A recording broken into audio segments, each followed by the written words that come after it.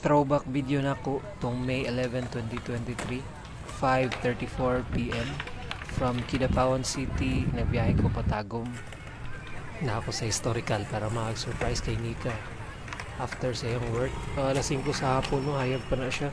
Na ako dari sa parking area sa Freedom Park, nagulat. Kasama ko din sa pag-video kurog bang kayo? Sabab yung hangin.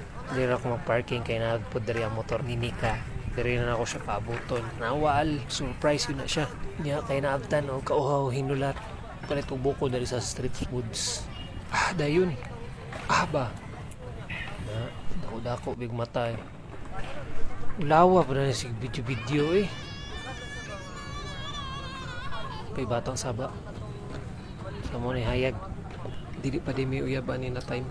2 araw na nabtan dulom. Alas 6:18. Wa na ako nag-chat lagi, nagpaabot na ako. Sige pong chat, sige mo pong tana halata na kayo din na surprise. Basta akong pagkabalo alas 5 out na gina. Wa naman po noon ko nainip o nagbahay. Basta kayo okay ra kong paabot na nawara ko doon, napaka-cute pa. Tistingan po pahayag. Uy, dulong na lagi na, di na muhayag. Medyo layo ko nagulat ani kay para di ko makita og padulong na siya. Nag-video ko ani kaya binakog siya na yung padulong.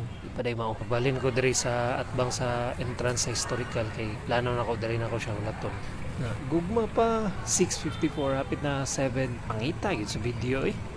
Nya ni balik ko dito sa akong gilingkuran sa parkinganan dapit ikapog tinindog dito may malingkuran dito sa entrance. Nya ang oras ani 8:04 yun ni mo yun nasa video sakto yun ni.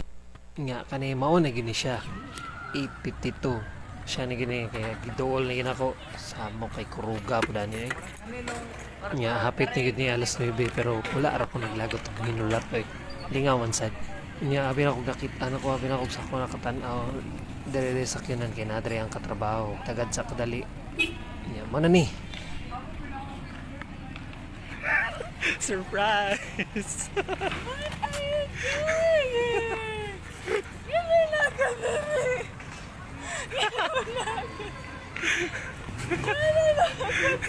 Nya kato lang